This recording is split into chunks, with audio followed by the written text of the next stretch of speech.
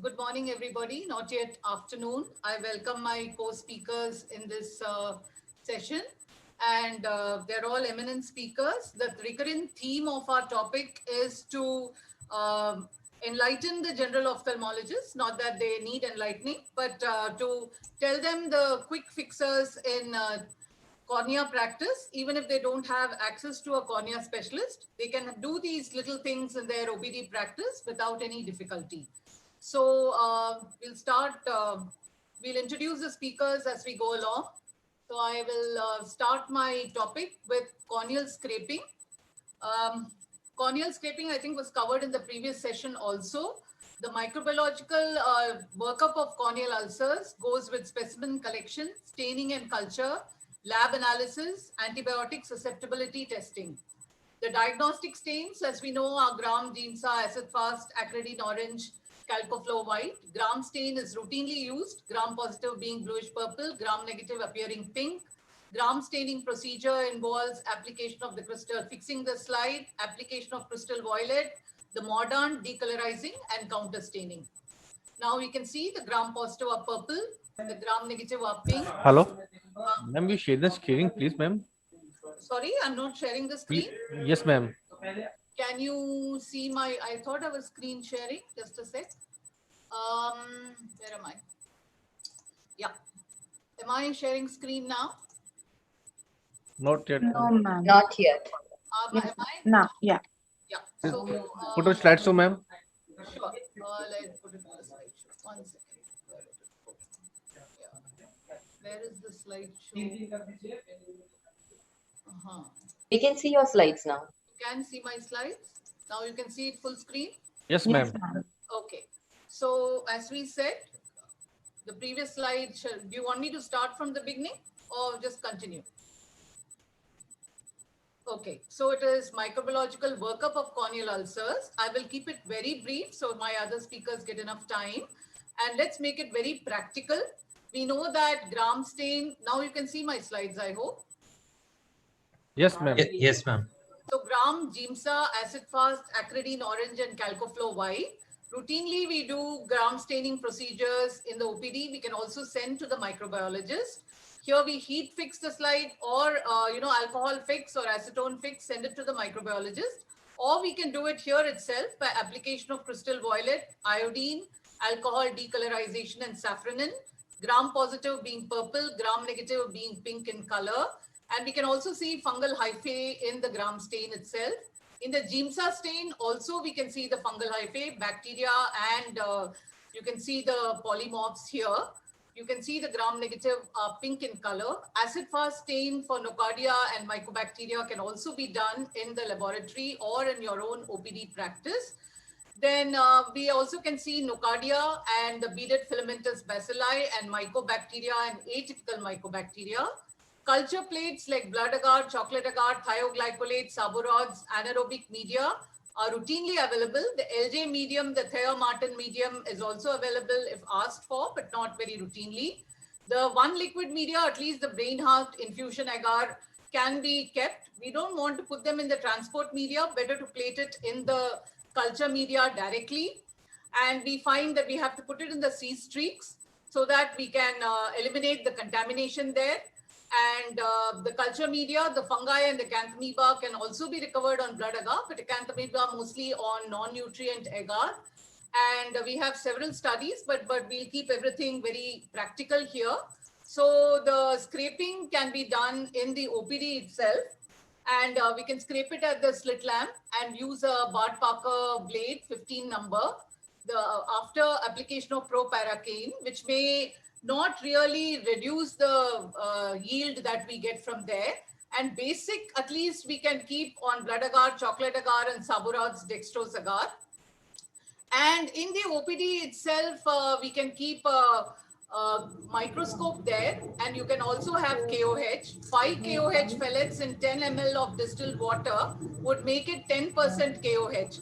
You can put the scraping on a slide, put the KOH and put the cover slip, wait for about 5 minutes. You can see that 5x magnification. You keep the condenser a little lower, put a dark field illumination there, and then you focus it with a 40x microscope, 40x this one. You can clean your 40x with xylene. You find that frequently it gets dirty, but you can do this. We do it in our OPD itself, because by the time you send the KOH to the microbiologist, it gets a little dried up. So you can see the fungal hyphae very clearly. You add Calcoflow White also if you have a fluorescent microscope. And if you add lactophenol cotton glue after it grows on the culture plate, you can even make out which fungus it is. So here we have the blood chocolate, Saborod dextrose, non-nutrient and thioglycolate broth. We have this growth on Saborods, and we could see the aspergillus there. Practical tips in the OPD are more than 2 mm ulcer, it's better to scrape, and if no response in 48 to 72 hours, better to re-scrape. Thank you for your attention. Any questions? We can, I think, yeah, sorry, did I exit out? Screen sharing, stop share, right. So I would like to invite my next speaker, who needs no introduction. Paras Mehta is a very eminent cornea specialist with more than 25 years of practice. She has 2 topics: tissue adhesive bandage contact lens and Tenon's patch graft. Dr. Paras? Yeah, thank you, Uma. It is a pleasure and honor to be here in your IC. I mean, are you able to see my screen? Yes, you are. We are able to see you and your screen and hear you very clearly, Paras. So much.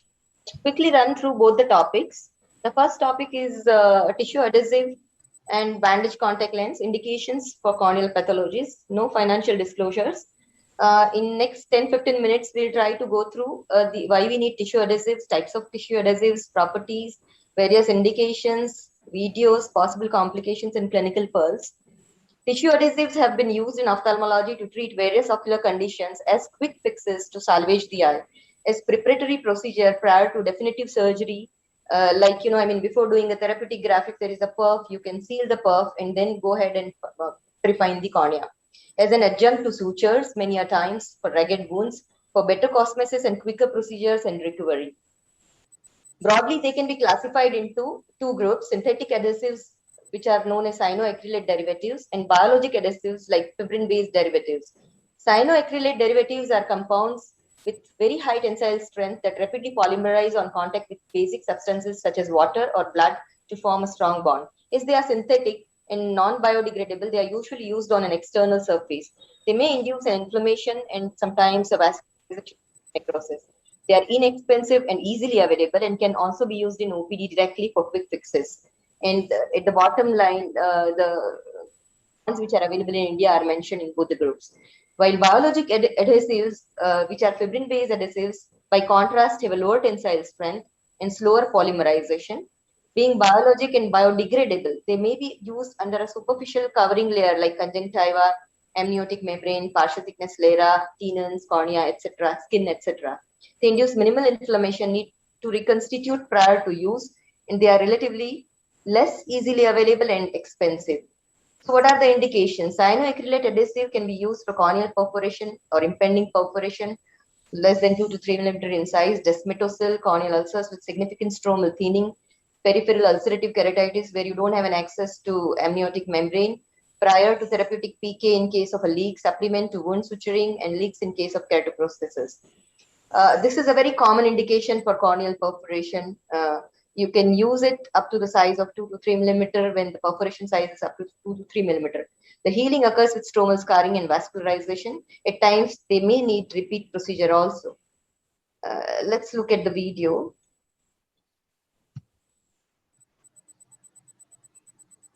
Are you able to see my video? Yes, very clearly, Paras. You can see that, the surrounding area of the perf or an impending perforation is debrided with a dry Marocell sponge so that you deepithelize that area carefully. So you allow the adhesive to sit onto that surface. So there is a firm adhesion of the adhesive onto that area. Sometimes you can use even a 15 number blade. Dry the surface before applying the glue. You can apply this Emprelate or, tissue adhesive glue with the help of, 1 ml syringe with a 23 gauge needle. You form a small drop at the edge of the tip of the needle and just touch that area lightly so that you achieve a very thin kind of,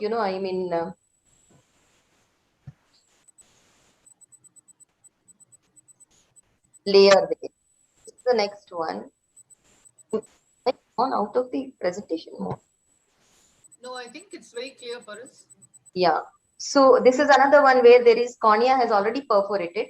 And here, like we are trying to, debride that area a little carefully while covering that with a Merocel sponge or Excel sponge.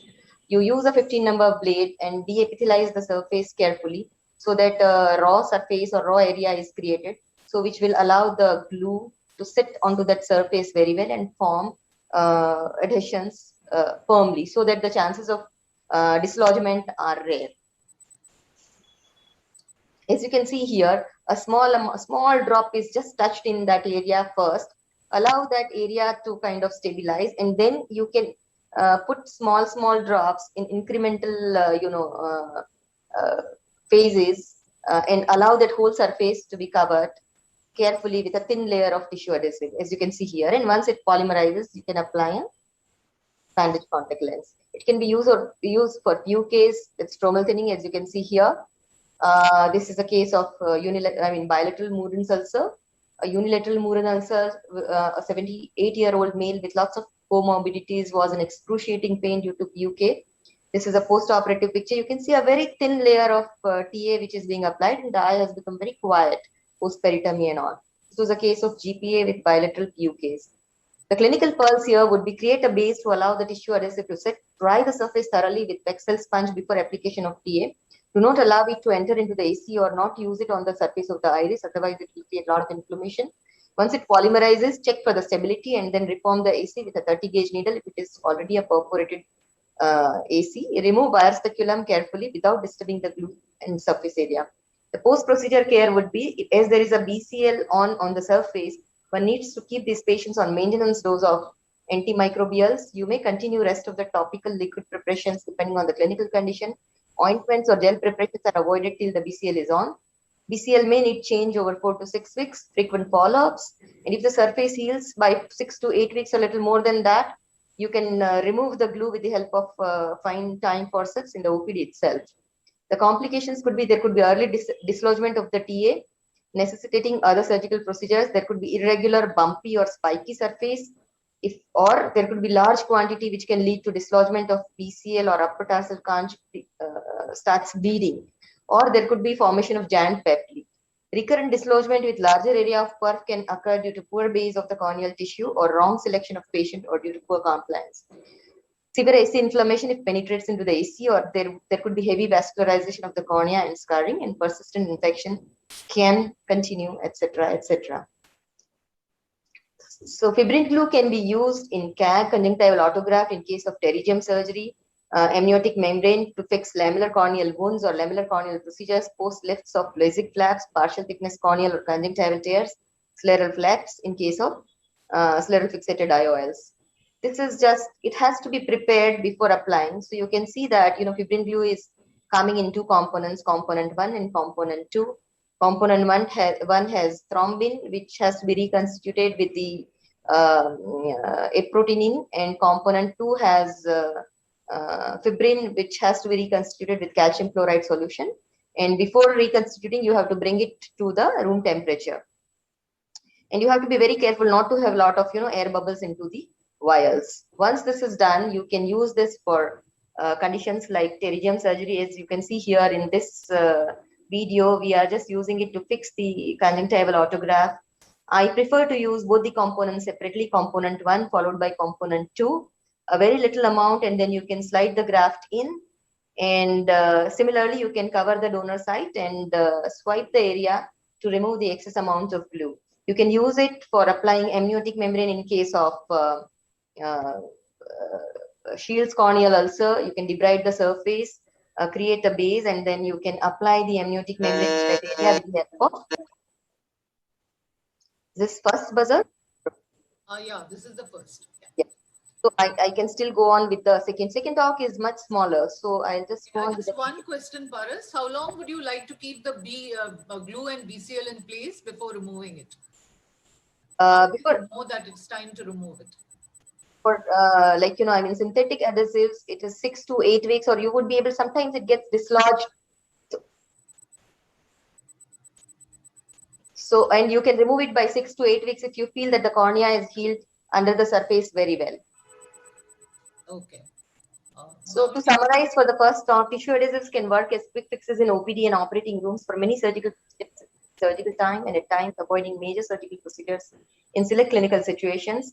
One needs to be oriented to the procedure and selection of patients to achieve optimum results. Shall I move on to the second part? Yes, Paras. So second is about Tennant's patch graft. Various tissues and modalities are used to treat corneal perforations or impending perforations, as for example, use of tissue adhesives, amniotic membranes, conjunctival tissue, corneal tissue, or scleral tissue for anatomical and functional restoration and to salvage the eye in emergency situations. Recently, Tenon's tissue has been used to seal perforations into the cornea. This is an algorithm for tackling corneal perforation. You can divide it into central or paracentral or peripheral perforations. If it is less than, one can go ahead with synthetic tissue. If it is more than 3 millimeter, lesser than 4 to 5 millimeter, maybe with an iris prolapse or an iris seal, a Tenon's patch graft can work, or sometimes so the situations where we can use Tenon's patch graft be sterile corneal melts, post-chemical injury, traumatic corneal perforations, neurotrophic keratitis, peripheral ulcerative keratitis, leaking blebs, scleral melts, post-pterygium surgery, traumatic scleral perforations, and corneal fistulas. The advantages of using Tenon's tissue are many. It is available easily and in abundance. There is no need for donor cornea, hence eliminates risk of disease transmission as it is autologous, works as volume replacement, can fit any shape. It is repeatable, being avascular tissue does not increase the risk of immunological rejection after penetrating keratoplasty in future. You can see here a case with the corneal perforation, which was immunogenic. And you can see the small video where we are trying to harvest the Tenon's capsule from the supratemporal area. As the little larger size of a Tenon's is harvested than the size of the corneal perf. And you can use, brimonidine drops prior to the surgery, 10 minutes prior, so that there is less bleeding. It's important to release signage here with a spatula, reform the anterior chamber, and I'm trying to stuff the Tenon's tissue into the perf, as you can see with the corneal spatula. Once some amount of tissue has gone in, you can use the fibrin glue 1 and 2 components and suture it with onlay suture steno-nylon to secure the Tenon's patch into the position. You can put here, I've tried to put 2x sutures, onlay sutures to cover that area. Sometimes you need to put 3x sutures or 4x sutures to secure this carefully. Once that is done, a BCL is put. This is a post-op appearance of the same patient, 4 weeks. If you look at the literature, one of the large series was published by Delhi group, Professor Namrata Sharma and Rasik Vajpayee. It was a retrospective case series where they analyzed 31 cases. They used technique of tucking the Tenon's tissue in a peripheral stromal pocket, which was created at the age of corneal perforation to prevent development of adherent leukoma. They also used sutures to secure the Tenon patch graft, which prevented graft ectasia and yielded greater success rate in 82.7%, as against the previous paper, which was published by another group, where they had a 6-year retrospective study involving 28 eyes. They secured Tenon patch graft with cyanoacrylate tissue adhesive as against sutures and applied a BCL, but they had lesser success rate as there were a lot of, as you can see here in schematics, there were a lot of adherent leukoma because they could not secure that area so very well in most of the patients. Recently, a paper published by LVPI group has shown long-term outcome of Tenon's patch graft in corneal perforation secondary to neurotrophic keratitis, and they have showed serial high-resolution OCT pictures, and they did cataract surgery in the same patient post Tenon graft after 15 months, and that area could sustain the pressures of dynamics of phacoemulsification. That is very heartening to learn. So to summarize, Tenon's patch graft is inexpensive, it is easily accessible, and surgical technique is easy with onlay sutures. Effective in sealing large perforations of 6 millimeter in diameter. It integrates well into the host cornea and serves as a good scaffold for the epithelium to grow over it, resulting in a regular anterior corneal surface. It also eliminates the risk of disease transmission and dependency on eye banks.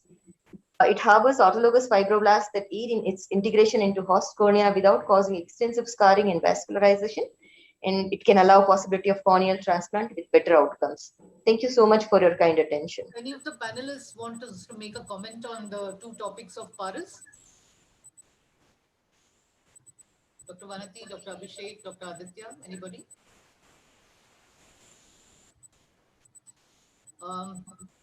I would like to ask you, Paras, one question. Have you included conjunctiva also anytime in your Tenon's patch graph? Did you feel the need? Because Tenon's is very difficult to manipulate.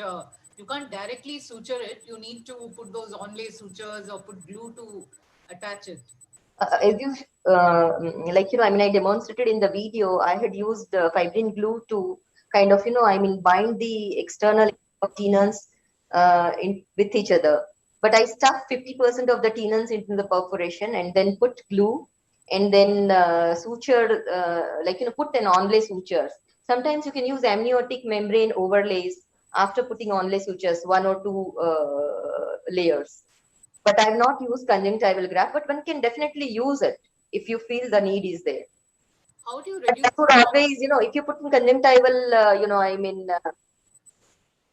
then it would also invite vascularization. So the purpose of doing a Tenon's patch graft is kind of defeated in that case. This is one device for the pandemic, but how do you keep the cost down, Dr. Vanati, Aditya, and Abhishek? AMG, fibrin glue, everything is going to add to the costs of this procedure. So how do we keep that down? Aditya, you can start your. One thing you can do is at least when it comes to fibrin glue, you can pool the cases. For example, you have a pterygium on that day, or the vitreoretinal colleagues are doing a glued IOL. So the glue part is not so difficult, especially if you are working in a bigger institute. So, but when it comes to the AMT, yes, there's definitely a cost factor. Can we have your screens now, Aditya? Screen share? Yeah. Dr. Aditya Pradhan, well-known cornea specialist from Disha Hospital. He has literally pioneered the corneal tattooing procedures. So we'll have two topics from him, corneal tattooing and anterior stromal puncture. Yeah, so are my slides visible? Yeah. Yes, they are. Yeah, so I'll start with this. I have no financial interest to disclose.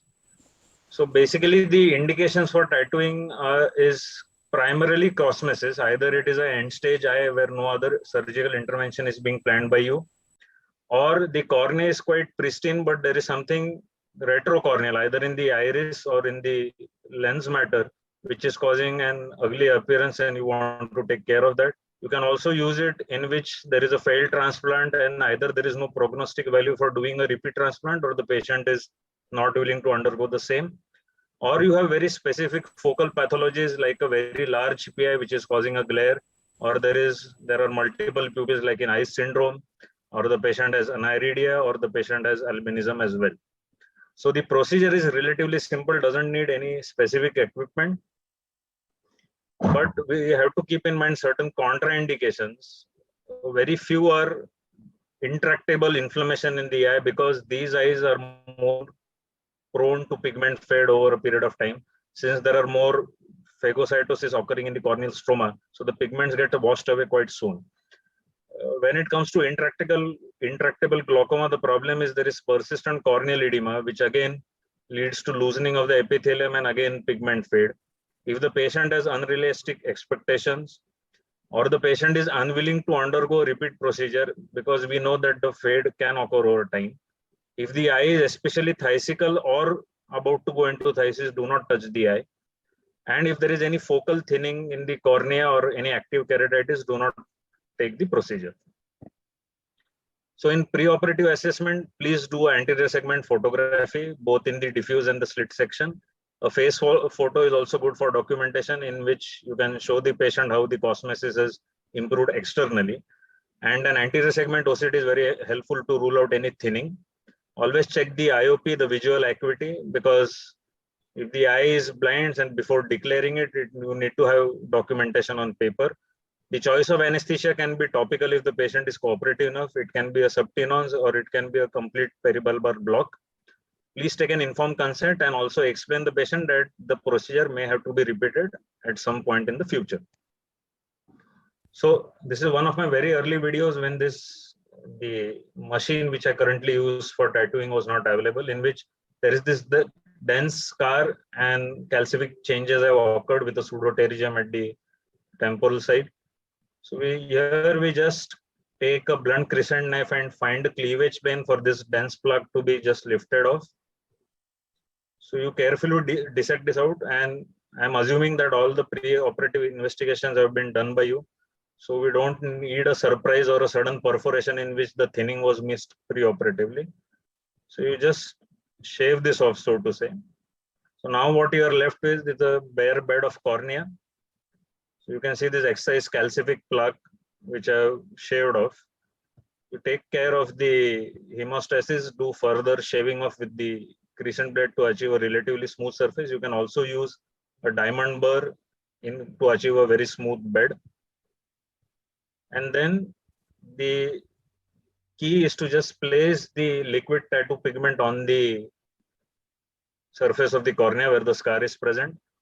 And with a bent needle, that's a 26 gauge needle, a cystitome, so to say, you just drive the pigment into the stromal layers. You need at least 3 to 4 cycles of this to cover the entire scar, and you have to repeatedly wash it so that you get a true idea of how much the pigment is being washed off and how much area has been actually stained with the tattoo. So maybe around 3 to 4 cycles are sufficient for a scar of this size. So this is one application, then you wash it off, then you see which area is left behind. You again go back, again apply this. Basically 3 to 4 cycles, as I've said. I'm just fast forwarding the video. This is an unedited video. Yeah, so at the end, I'm rubbing it off with the Waxel sponge, and you can see no pigment is running off. So the tattoo the pigments have been fixed into the stroma. At the last, you just touching up few areas. Then you put a BCL at the end, and that's the end of the procedure. So this is the manual way to go about it. So there is a machine which I came across in 2017. So this is basically intended for skin tattooing, but it can be modified, so to say, for use into the cornea. So the assembly is quite simple. It doesn't require much of brain work. You just take it up, and there are certain ports. So one port is for the tattoo gun itself, one is for the foot switch, one is for the power supply. So the oscillations of the needle are controlled by the foot switch. There is also a speed control on the machine, which you can set as per a requirement. It's not very important in ophthalmic use. You just connect as shown. You use a sterile cloth sleeve to hold the gun so that your gloved hands don't actually touch it or doesn't touch the surface of the eye.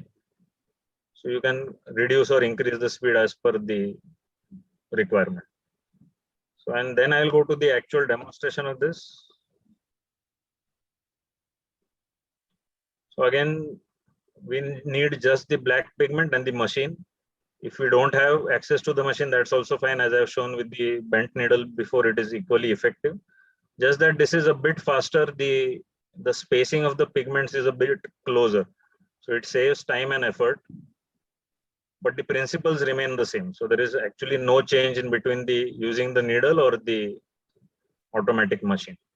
You have to make 3 or 4 cycles. As you can see, some of the areas have not been tattooed. So you have to keep on going back till you see that everything is well covered and the pigment is no more washing off with the balanced salt solution.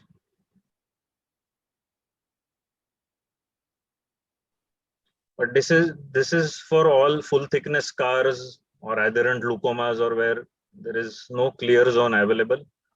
There is another way to do this, in which the cornea is pristine, as I showed in one of the indications. So this is a colobiomatous eye with a complete RD and no perception of light. She is a young girl, she wants cosmesis. So there is no point in going intraocularly and doing the cataract surgery here and inviting further thesical changes. So you just make an incision at around 250 microns depth with a guarded knife. And then those who are familiar with the dissection of stromal lenticules for dissect, the process is absolutely the same. you have to use a combination of the blunt crescent and the lamellar dissector to achieve a pocket from limbus to limbus. I'll just go to the end. So the pocket is almost done. You have to just go inside. I'm using the lamellar dissector here. You have to just go inside. And at the end, sorry, I'm just, yeah. You just put the ink and this is the cosmesis which is achieved. So post-operative care is very simple. Just give a short course of topical steroids, either fluorometholone or loteprednol, a broad spectrum antibiotic, copious lubricants. If the patient has pre-existing glaucoma, then anti-glaucoma medications. And please don't forget to remove the BCL. You can get the machine by contacting the email address as shown in this. The ink is also available on Amazon or within this website, not very difficult to get. Thank you so much.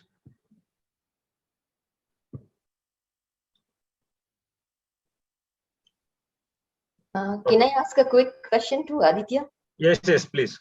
Aditya, which are the cases where you would like to create, in addition to this, a pocket and put the dye in the pocket of the cornea? No, the two indications are very different, madam. The first one is in which the entire layers, all the layers of the cornea are involved. There is no point in making a pocket and then putting the dye superficially on it. The pocket only works if the cornea is crystal clear. Like in the second case I showed, in which there was only a cataract and a RD in the posterior segment, but the cornea was largely clear. So in that, if you do a pocket and put the dye, the cosmesis is much better. But if you try to attempt making a pocket into a scar or adherent glaucoma, you may end up into a perf. So I keep two indications separate. Would retention be better with the pocket? Yes, because generally these corneas are clear, so there is no vascularization. So there are no vessels as such in which the pigment can be washed away. So the cosmesis and the long-term results are better, but the pocket cases are very few. Most of the cases which come to us have a full thickness scar. True. Thank you. Doctors, there's a question in Q&A if anyone would like to answer that. That question, I think it's to Paras. How do you know you've taken the Tenon's tissue only? For harvesting the Tenon's tissue, you have to put L-shaped, incision into the conjunctiva. And then Tenon's is very easily identifiable. It is a very slippery, thick tissue which you can grab with the help of forceps, and then you can cut that with the scissors. So you have to make an L-shaped incision into the conjunctiva. The way we, create a conjunctival graft in a pterygium, you have to dissect the conjunctiva and then catch hold of the Tenon's. Aditya, I have one question for you. How do you sterilize the dye? Do you need to sterilize it, the ink? The one which we generally procure is pre-sterilized by gamma irradiation. But there is no straightforward way for us to sterilize it. You can try autoclaving it. I have tried it before. But somehow the ink, the texture changes and it becomes dried out. So what we do instead is we do cultures once a week of the dye once it is open. Dr. I have one question for you. Have you done transscleral cyclophotocoagulation along with your glaucoma colleagues with the dye? That is when they have high pressure as well as absolute blind eye. Is it recommended? Yeah, you can combine the two procedures in the same setting. But as I said, if the cornea is either decompensated or the corneal edema is persistent, there is a chance that the dye may again fade off. Can I ask a question to Aditya? Aditya, how frequently do you need to repeat the procedure at what time interval? Ma'am, it depends on the nature of inflammation on the ocular surface and the cornea. So quieter the eye to begin with, the dye I have seen, my longest follow-up has been around 4 years now. And there has been very less pigment fade. But what I have realized with time is the angrier the eye is to begin with, or you can't control the inflammation pre-operatively with steroids, and it still remains angry and you attempt the tattoo, the fade can occur as early as 6 months. And one more, Dr. Aditya, any tips for tattooing in adherent leukomas or if the cornea is quite thin. So would you still go ahead with the tattoo gun? Is it okay to use it? You can, because the tattoo gun has a dial in which you can reduce the protrusion of the needle. So it starts at around 0.1 millimeters and you can go all the way to whatever you want. Basically, it's intended for the skin. So, but yeah, in focal areas, you have to be, the areas of thinning, you have to be very careful how you drive the needle. It has to be perpendicular to the surface. But if the protrusion is too much, you may end up with a small perf. And with adherent leukomas in which the surface is irregular, so to say, if there is a lipid deposit or a BSK in top, so either you, as I said, showed, you shave off the plaque, or you do a chelation first and then do a diamond burr polish and then do the tattoo. On with your next topic, Aditya. Yeah, I'll share the screen.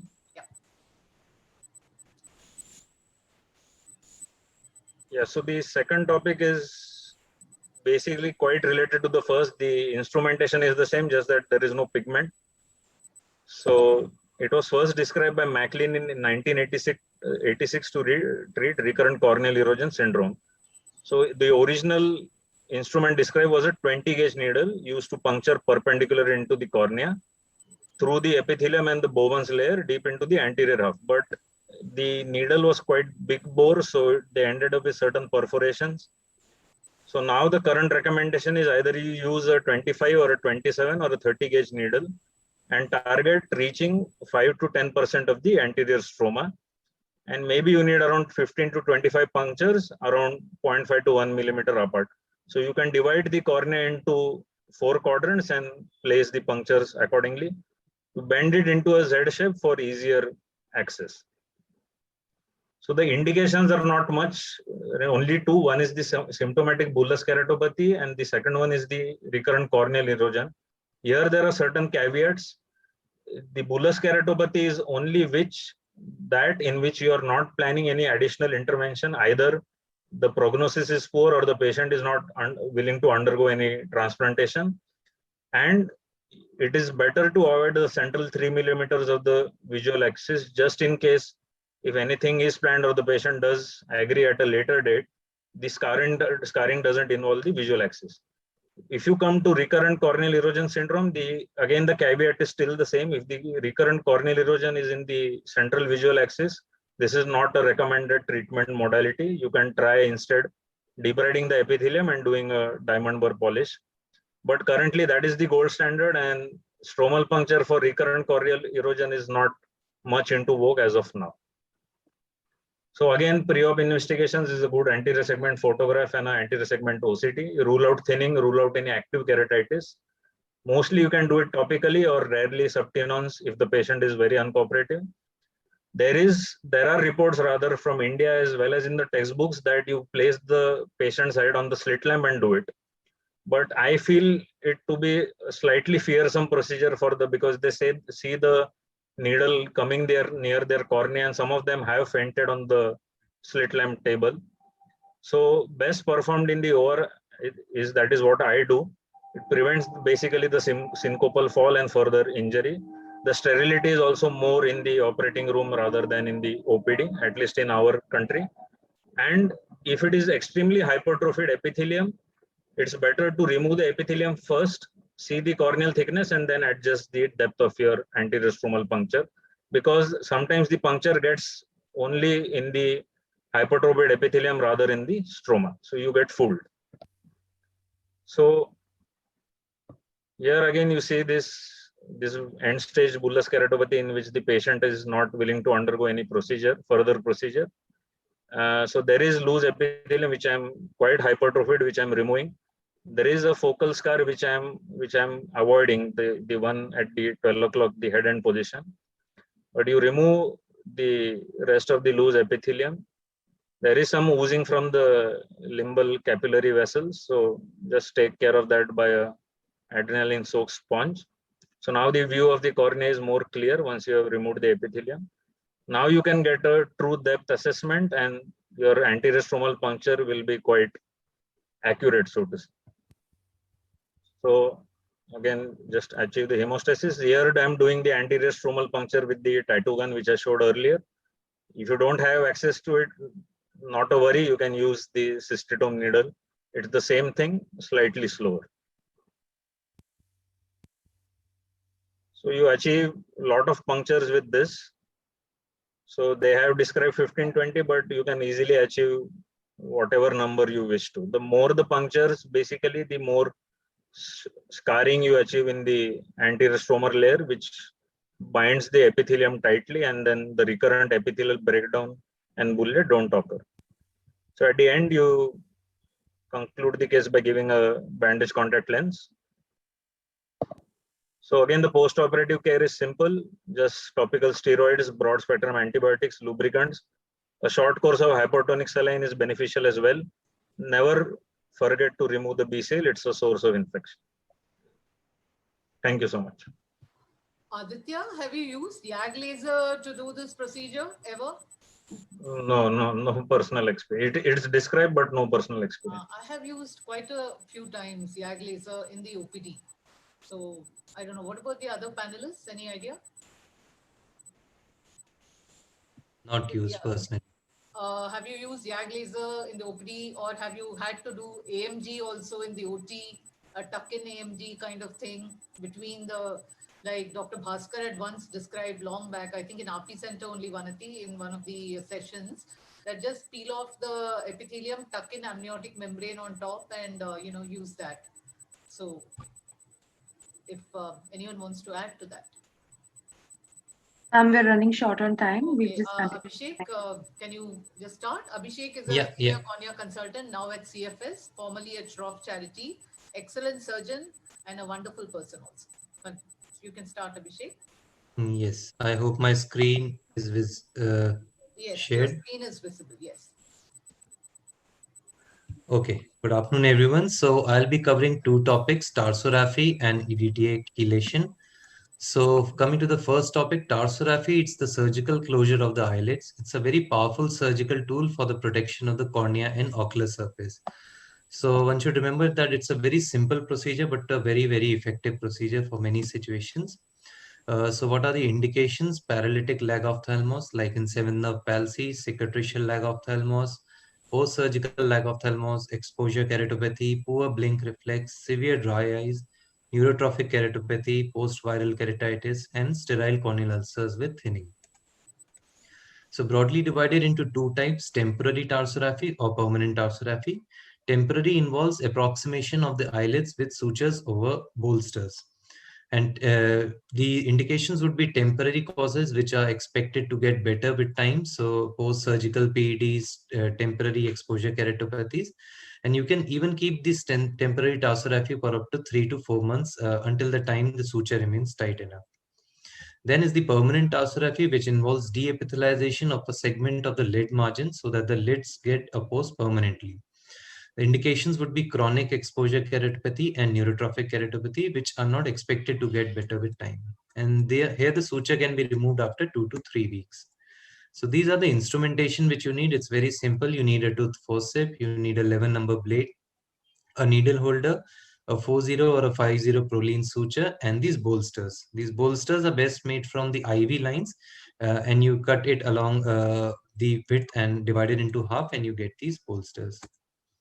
Make it a point that the tips of the bolsters are not very sharp. So this is a surgical video of a permanent tarsorrhaphy. This was a case of Boston keratoprosthesis, which was leaking at the graft host junction.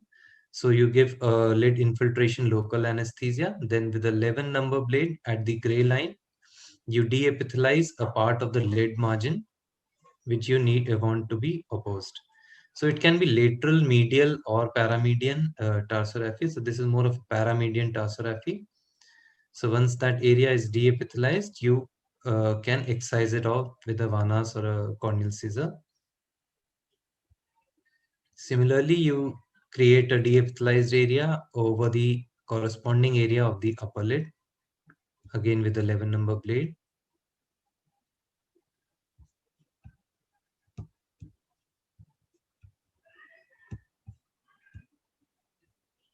So once that is done, you come to your suture. So here it's a 50 Prolene suture. You first pass it through the bolster, then about 3 millimeter from the lash line, and then it comes out through the deepithelized area. Then it again goes into the deepithelialized area and comes out 3 millimeter away from the lash line. You again put it through another bolster and then take a U-turn and go back again from the upper lid to the lower lid in a similar manner. So it's a very easy procedure. One can do it without a microscope also. So we are used to doing it under microscope. So once you have passed both the suture, again pass it through the same bolsters, the first one, and then you can bring the two bolsters together and tie 3 to 4 knots to oppose the lid margins.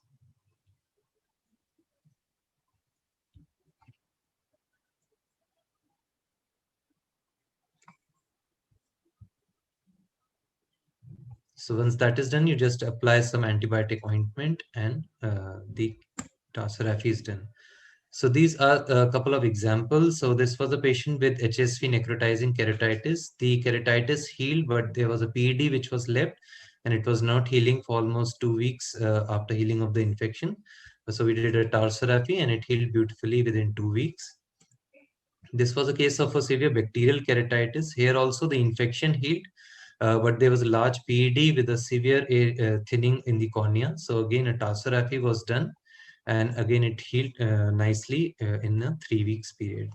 So now you can plan your surgical intervention with a keratoplasty later. So coming to the other procedure, which is EDTA chelation, which is mainly done for band-shaped keratopathy. So BSK is characterized by deposition of gray-white matter calcium deposits in the Bowman's layer. It typically occurs in the interpalpebral area. It begins at the nasal and the temporal limbus and then progresses centrally. It causes irritation, photophobia, recurrent corneal erosions, or decreased vision and glare. The mechanism exactly is unknown, but it's possibly related to the corneal exposure, which causes an increased pH in that area with altered tear osmolarity. As a result, increased calcium or phosphate deposits occur in that area. So one should always do a systemic workup in such cases where you don't find an ocular cause for it. Otherwise, if you have a definite ocular cause, then you need not evaluate the patient systemically. So these are the diseases associated with band keratopathy. It's a long list, but the common ones which we see are chronic uveitis, chronic renal failure, hyperparathyroid states, intraocular silicone oil is a very common thing, JRA, phthisis bulbi, prolonged corneal edema, prolonged glaucoma, advanced absolute glaucoma, and sarcoidosis. So coming to the treatment options, several time observation is enough if the patient is not having any cosmetic or symptomatic complaints. Otherwise, you can just give lubricating artificial teardrops and ointments for symptomatic relief. You have to remove the calcium in advanced cases, and the indications would be pain, recurrent epithelial breakdowns, decreased vision, and cosmesis. The techniques of removal are also either just a mechanical debridement, but the calcium tends to come back very early. Then comes chemical chelation with EDTA, which we'll discuss, and PTK, which is also an option, but a pretty costly option. So how do you prepare the EDTA solution first? One option which is easily available is you have these Vacutainer tubes. They come in two concentration, either 5.4 milligram per tube or 7.2 milligram per tube. So accordingly, you can take 2 to 3 vials of these, rinse with 1 ml of BSS, and you serially rinse it in 2 or 3 vials, or maybe 4 if you have a 5.41 available. That gives you an approximately 2% K2 dipotassium EDTA solution. Other one is this EDTA solution, which is available as 0.02 normal solution powder. You mix it in 1 ml of BSS, giving around a 2% K2 EDTA solution. The process would be to instill topical anesthetic drops, debride the overlying epithelium with a 15 number blade. Then that solution of EDTA is applied either in a well, as you do in a PRK or CXL, or you can also saturate a Vexel sponge with it and apply it for 3 minutes. You wash it off with BSS and repeat the procedure if needed.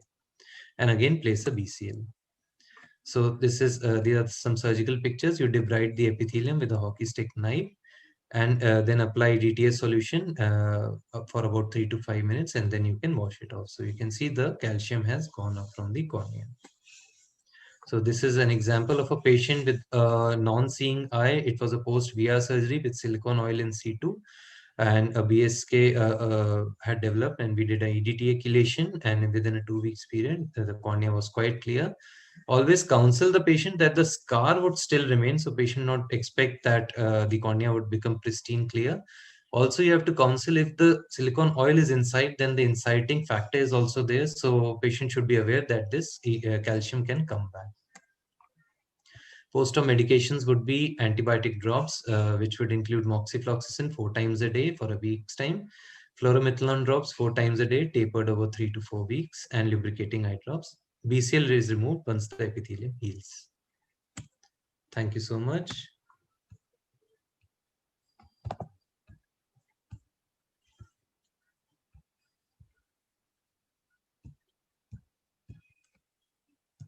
Right.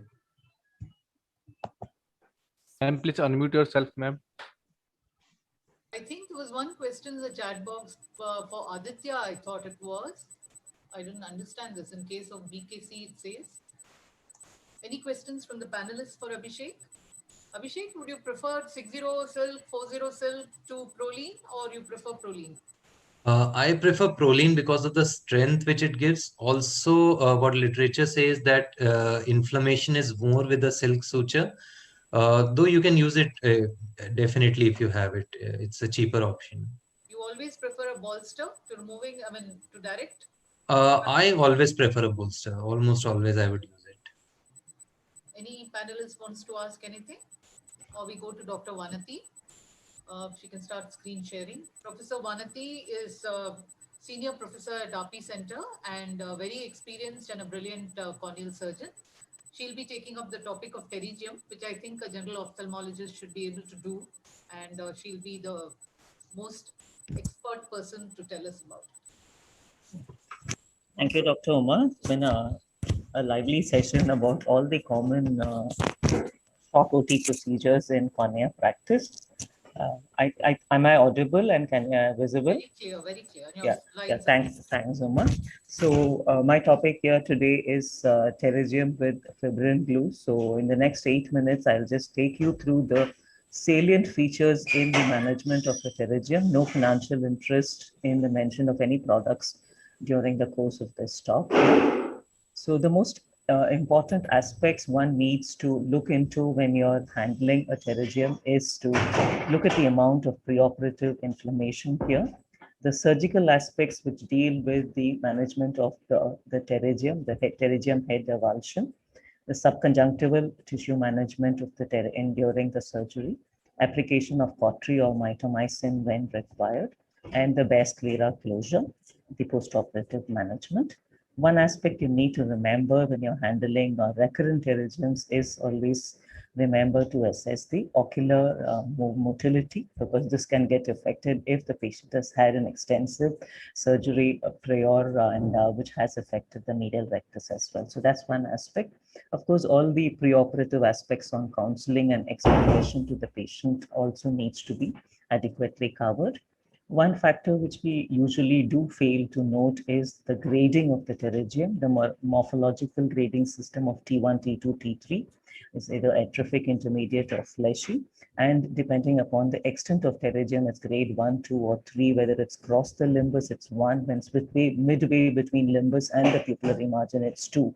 And when it's crossed the pupillary margin, it's grade 3. So it's always good to document the severity grade of the pterygium you're dealing with. And when it's recurrent pterygiums, it's again into 4 grades. When one is when you do not see much of a recurrence following a surgery. 2, when the episcleral vessels are still visible. 3, you have an overlying fibrovascular tissue reaching in, and 4, the fibrovascular tissue is invaded into the cornea.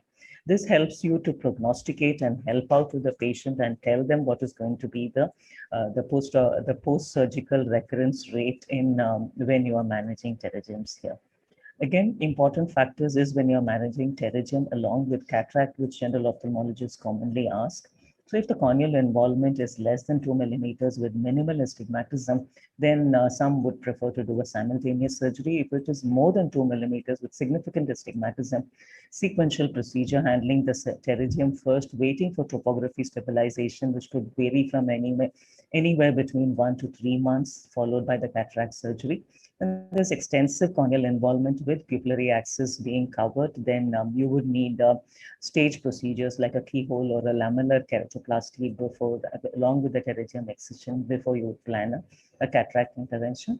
Other aspects which you need to consider is application of mitomycin in recurrent pterygiums, the role of amniotic membranes if you're looking at recurrent or extensive pterygiums. Again, consideration of a technique of conjunctival autograft versus a conjunctival limbal autograft in the management of primary and recurrent pterygiums here. Not going to delve into the fine aspects due to the lack of time, so I'll just run you through one patient with a minimal pterygium who was insistent on having it removed because of cosmetic purposes here. Simple small ones like this in young individuals. Then one aspect you need to take care of is the proper counseling.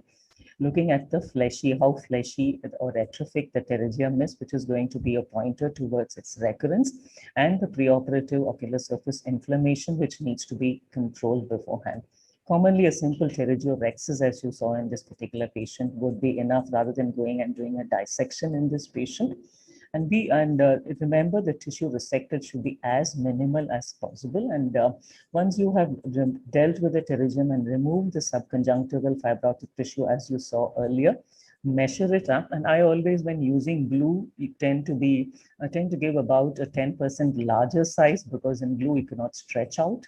But when you're using sutures, you could probably use the same side because it helps in stretching here. And as you saw here, inject between the space, the subconjunctival and the tenons, and that helps to lift out your conjunctival autograft. You can use a blunt forceps or a cotton spud as you are everting out, and to avoid a buttonholing during the fashioning of the donor graft here. Many now prefer to avoid the superior region, supratemporal region, and inferior grafts can be harvested.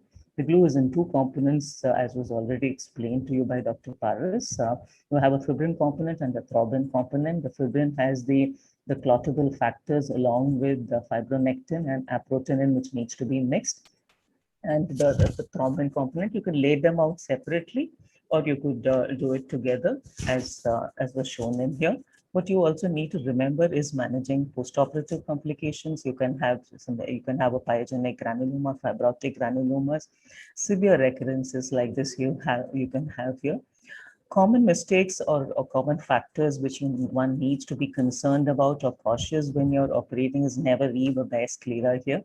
And a bare sclera with intensive topical therapy is going to result in intensive melt and infection. Again, excessive cautery is a word of caution. You do not need to cauterize too much on the scleral bed because the pathology lies in the subconjunctival degenerative tissue here. So cauterizing on the backside of the conjunctiva after identifying the bleeding vessels will give you better results in achieving hemostasis of the patient. Do not do too much needless keratectomy on the cornea, which is going to increase your astigmatism. Then be careful for infections. If they are inflamed surfaces, teeth, take care of the inflammation. A conjunctival swab preoperatively will also help in such patients here. And look at systemic conditions, do not miss them. These are again a few complications which can occur: subgraft hemorrhage here, a granulomatous reaction here in this graft. This is something which we commonly see when we have too much of excessive cautery or surgical induced necrosis of the sclera, or you have following an extensive mitomycin infection. I think I'll stop here and we can take questions if there are any. Thank you. You put a drop of brimonidine before the pterygium surgery, Dr. Vanati? I commonly don't use any of such if you're looking for decreasing the vasodilatation and the hyperemia. I do look at hyperemic surfaces with caution, especially in young individuals, and if they are fleshy pterygiums, I do give them a preoperative course of steroids before I take them on for surgery. And sometimes I also do a conjunctival swab in such eyes, because sometimes these patients do have poor ocular surfaces, meibomitis here. And if you're planning a mitomycin C usage, it is always safe to take care of the ocular surface inflammation and subclinical infection, if any is present. How much time do we have, Samriddhi? The session is till 12:25. Okay, shall we take the next talk and then do the questions? Yes, ma'am. All right. So the last talk in this session, can everyone see my slides? Are they visible? Not yet. They're not? Ma'am, please wait some time. Let me stop sharing and then share, ma'am, please again.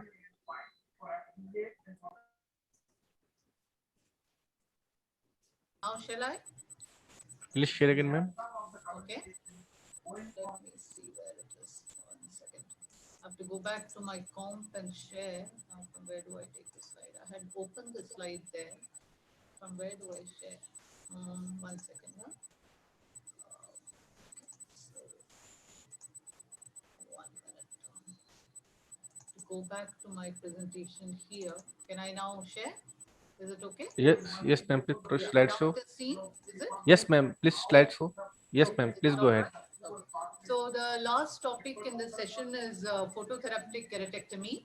Now this procedure can be done by the general ophthalmologist with access to the excimer laser in conditions like superficial scars, degeneration, non-calcific BSK. Abhishek has shown EDTA chelation in a calcific BSK, climatic droplet keratopathy, Salzmann's nodules, and superficial corneal dystrophies. This patient, you can see there are some green dots on the endothelium, and here there is a band-shaped keratopathy, and post removal of the BSK with the excimer laser, it cleared up pretty well. Another case of band-shaped keratopathy seen with the ASOCT, the level is pretty anterior, and also this anterior variant of granular corneal dystrophy. So, sorry, I'm going back. Yeah, so this is one view also. When the dystrophy is so anterior, it is easier to do this. Now, what is the necessity of doing this? So when you have patients, when you are doing, this is specifically in patients who are having cataract. So you can do a pre-op evaluation. You can do an anterior segment OCT for depth of the scar, a pentacam analysis, and a specular microscopy. But specular may not be very easy because there is so much of surface opacity there.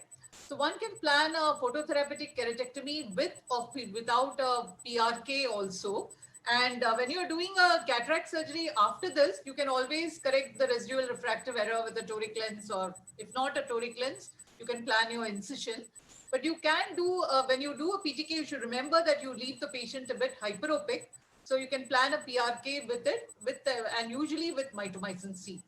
So then post-operative analysis is also by OCT, pentacam, and specular, and you do a biometry after the procedure so that you can plan your cataract surgery accordingly. So this is one poster we had presented with a non-calcific BSK and with an irregular astigmatism. PTK actually decreased the visual acuity. And then after doing the cataract surgery, his BCVA is pretty good. And there was a difference of 3.5 diopter in the IOL power calculation pre and post. And you can also see that the surface became fairly regular after the procedure. And this was the SAM plug imaging.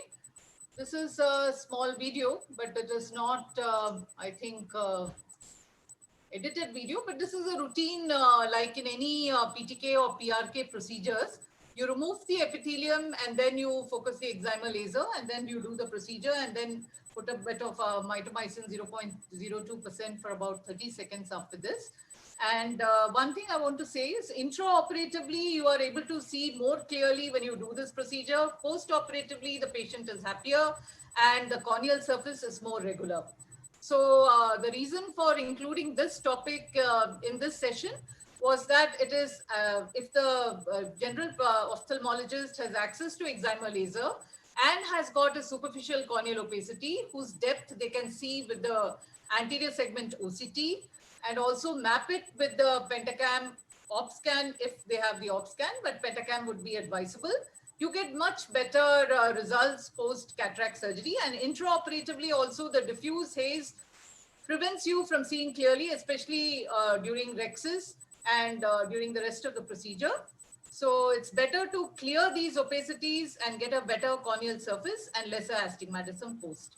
So now we have enough time for discussion on any of the topics. So we have 10 minutes more. Samriddhi, how much do we have? It's still 25, so we have another 20. We have 20 minutes. Great. Yes, We ma'am. covered all the topics. So if any of the panelists have anything to say about any other procedure, they are most welcome. We can have a discussion for 10 minutes, or if there is anything in the chat box, it can be answered. There's a There is a question in the question. chat box. Sorry. Yeah, for Dr. Someone Vanati. has asked Dr. Vanati's view on perfect procedure in pterygium.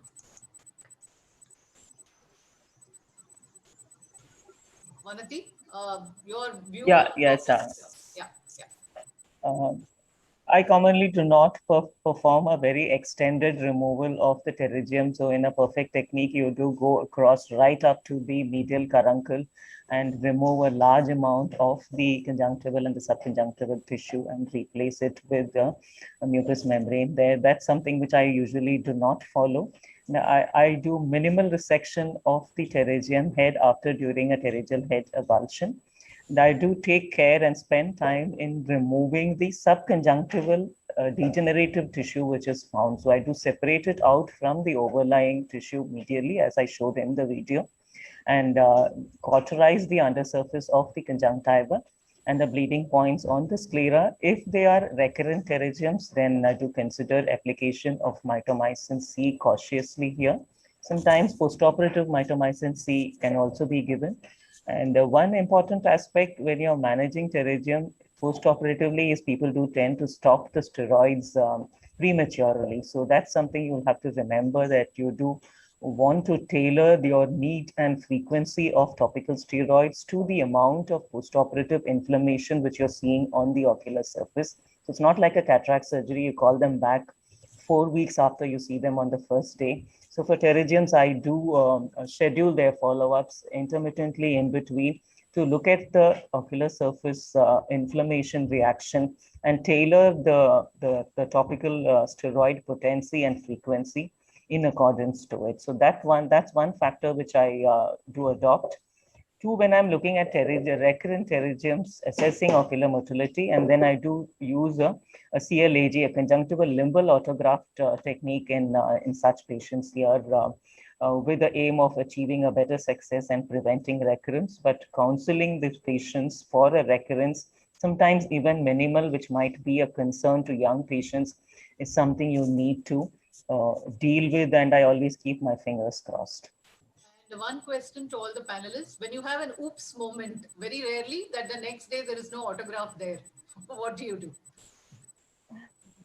Yes, I think this is when you're using glue, and your glue application or the way you made the glue is probably not optimal. Or if you have done a glueless surgery where you've used mild bleed from the ocular surface. So when you're doing a glueless surgery, then remember it is better done for small pterygiums, for atrophic pterygiums here. And when your ocular surface is relatively quiescent here, so you do not have more postoperative. And again, you need to have a patient who's not dropping out here. So if you have something gone off, then this is very common if you had excessive glue and the patient finds something on the lid and opens up bandages. So sometimes that's something where you could tell your patient that the bandage is opened by you in the first postoperative day. And always after finishing surgery, take care to trim out the excessive glue components, which is a real, which looks very trivial when you actually say it. But sometimes you do have those inadvertent, translucent things which you might miss on the table, and you have patients who are very alert to come back and tell you there's something sticking out of your eye, and they pulled out and the graft goes out along with you. So in such a case, then you would have to, if you can't find what you've lost, then you'll have to close it up either with an amniotic membrane or harvest from a concurrent site here. And the one you need to take care that you're not injuring too much of conjunctiva here, especially if they are shallow eyes and they're prone to glaucoma, and there's a need for there's going to be a need for filtering surgery in future. For double pterygium, what would be the panelists' way of doing it? If there's pterygium on both sides covering quite a bit of the corneal surface? I think, can anybody else talk, because I'm talking all the time? Paras? Okay, I'll take it up. Yeah. For double pterygium, like one can measure the size of the graft while creating a graft. And for double pterygium, the one which is larger, I would prefer to take a conjunctival limbal autograft there and the conjunctival graft on the other side. so that your size of the graft, and so the chances of recurrence is minimal. And it is important to mark the graft before dissecting so that you don't end up into having a larger graft or a smaller graft, so that you have an optimal tissue available for both the sides to cover properly. And I think Abhishek, other you want to described ask you- techniques. Sorry. Sometimes when it is too large and you do not have enough donor conjunctiva and your patient does not want the other eye to be touched, and you do have concerns of using amniotic membrane, there have been, we do tend to rotate your the same graft again here and place it across as well, where the pterygial head is minimally dissected out, and then you place the head onto the limbal region, and the limbal part comes onto the head of the thing. So that's again another way where you can manage with this patient's own conjunctiva instead of having to harvest more when you have extensive area to be dealt with. Sometimes the cosmesis is a problem. Yes. Otherwise, it works well. Yes. It's a saving approach. It really helps with stopping the recurrence in such cases. Absolutely. Yes. But otherwise, amniotic membrane can also be used with a small conjunctival limbal graft over Yes. that amniotic membrane Yes. on the other area, and the one side you can close it with a conjunctival graft. I think a word of caution when you're using amniotic membranes for pterygium, especially large ones, you probably will have to use an admixture of suture aided along with glue rather than just leaving glue on an amniotic membrane, because you're bound to lose it in the postoperative period. Absolutely. Have you ever had Descemet's folds after EDTA chelation? Descemet folds, yeah, you do get it. I think you can get it frequently, and they are mostly related probably a bit to the toxicity and a bit because of a large epithelial defect which is created. That also, but they're transient and they go away with mild steroids. And as the epithelium heals, the folds also go away. Can I ask a question on PTK? Go ahead. Yeah. So, is there any what's your word of wisdom or advice when you need to use PTK with masking agents? I have always, I've never used masking agents, Vanati. To cover the bumps, I've just removed the epithelium and marked off the area of the optical zone and then done it. Do you use masking agents always? No, I also have not used, but again, it is described in a lot of situations, like if you are dealing with bad Salzmann's nodular degenerations and such. Yeah, so I have used simple lubricating drops as masking agents. Okay. And it does help in regularizing the surface. Do you tailor your ablation parameters when you're using masking agents? I haven't really tailored the parameters. They remain. Okay. I have found the central opacities are better accessed than the peripheral ones. Peripheral ones are not easy to do it with the excimer. Is it, it's a common thing, or am I being, I don't know. That's it, Samruddhi? We are ending our time, is it? No. Have sufficient time, it seems. Another 10 minutes? You have another, yes. All right. Another 10 minutes to go. Aditya, you have any, this one? Would you like to share your experiences if you have used Soot like Dr. Ravindra's, or you have used Mahatme's powder? No. For some reason, I started off with the liquid dye from the day go. So I see. What about the others? No. I have used a lot of powder, but then it works only for the lamellar pockets one. For the superficial tattooing, the puncture ones powder usually fades away very soon. That's what my it doesn't dissolve in water. That's another problem. Yeah, right. So to drive it into the stroma is difficult. Any experience with Soot, anybody? No. I've used the Soot 2-3 times. It has worked, but with a pocket, as Abhishek says. Like putting it on the surface doesn't seem to stay very long. Only with the pocket. Aditya, you said you would use the pocket only when the cornea was clear and the deeper you had opacities. But we have used when the surface was clear and you found the scarring was deeper. So, you can just make a pocket on the superficial and put it. Because if the upper layers are clearer, then you can use that as a pocket and cover the deeper opacities with it. So that is one way. Anything else? Is there any difference when you are using these pigments for tattooing vis-a-vis using gold chloride powders? I haven't used gold chloride powders, have you? I haven't used it. Because we do get it in our ocular pharmacology, which is an in-house formulation. So we do use a gold chloride with tetrahydrocine, which is used as a combination, and that gives you depending upon the number of applications, the time, the depth of applications, you can vary the shades of gray and black and brown you can get in these patients. So that's an extra advantage. But of course, we do have the privilege of an in-house formulation, and we do not charge our patients for those. So that's an advantage which I see, and it does stay on for a longer period of time. So I do not use much of the pigment agents for the tattooing. Should it Doctor, be we have a available from question. the chemist shops? Sorry, Maybe in the chat I just box. wanted to point out there's a question in Q&A. Yep, sorry. There is a was question. in the chat box about sutures versus glue, Paras.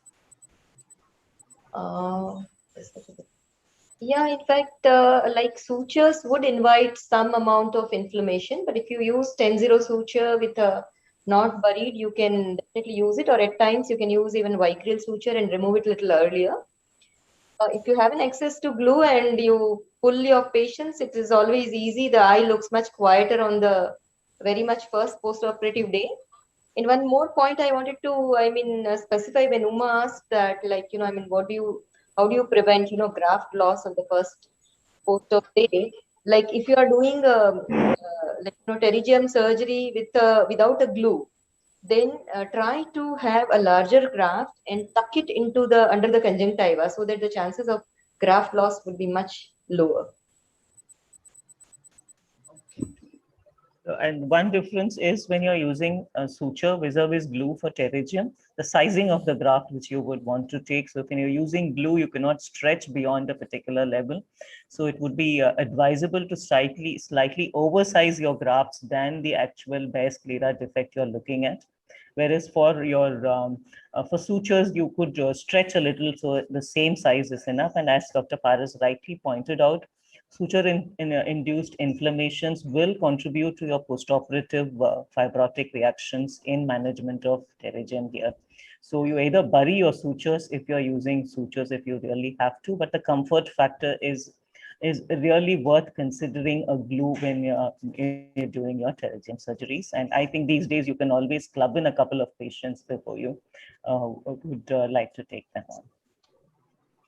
The panelists' top 5 reasons for recurrence. Pardon? Top 5 reasons for recurrence. I would say incomplete removal, yes, uncontrolled inflammation prior to the surgery, and maybe post-operative care, which is not enough. You have to adjust, as Dr. Vanati rightly pointed out in her presentation, you have to titrate the dosage post-operatively. These are 3 and maybe 2 more. Yes, I agree. I completely agree with Paras. Post-op? Would you give prednisolone, acetate, dexamethasone? What is your preferred regimen post and how long? Vanati, would you like to take it? Immediate post-op in a pterygium, a fleshy pterygium, young individual, I do start off with a potent steroid along with an antibiotic. I generally prefer to give them as separate drops rather than combinations here. Yes. So you normally don't need your antibiotics perhaps until the epithelialization is complete here. So you can stop your antibiotics earlier, but you can start tailoring down your the severity and the frequency of your steroids.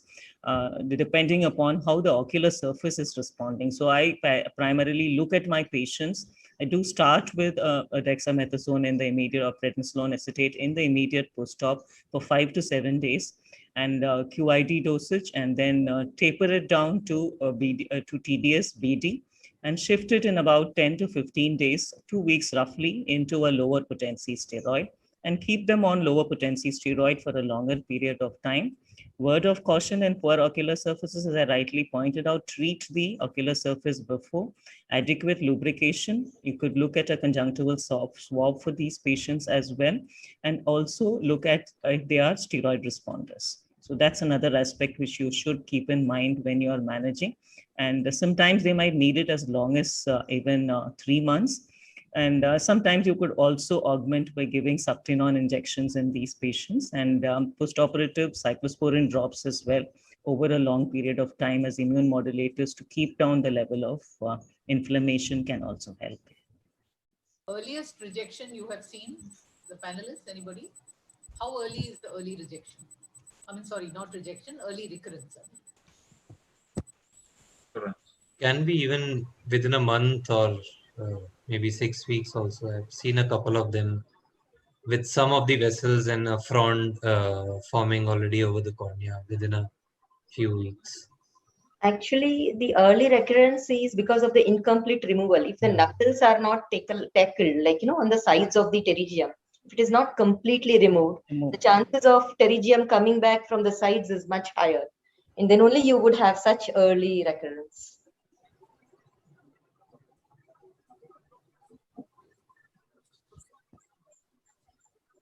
Such early recurrences, would you give non-steroidal anti-inflammatory or steroids or VEGF, or what will you do for this? Or then go back and take it out? What is your preferred mode if you ever had these?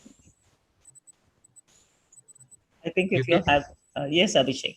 Yeah, one can try steroids, definitely prednisolone or chloromethalone. But if you have such an early recurrence, it's unlikely to go off only with steroids and you'll have to redo it. But I have no experience with bevacizumab. I think it's always better to wait before you plan a resurgery, because once you've done a lot of cutting, you know that the fibrosis is going to be on a higher side and your second graft is going to definitely fail earlier. So try to give in at least a 3 months period before you would want to do. And if they are recurrent pterygiums, fleshy ones, young individuals, do counsel them well. And I generally do tend to wait for a longer period, sometime in 6 months, so that the surface fibrotic activity gets as quiescent as possible to the lowest possible level before you would consider a repeat intervention. So I think we are pretty much covered everything. Thank you so much to all of you, and excellent presentations from everybody. Thank you so much, and I hope it was a useful session. Thank you, Uma, for the opportunity, and it was nice to see you all here. Thank you, everyone. Thank you, Dr. Uma. Thank you, doctor. That was a lovely session, and it was wonderfully moderated by Dr. Sridhar. Now we will conclude this session.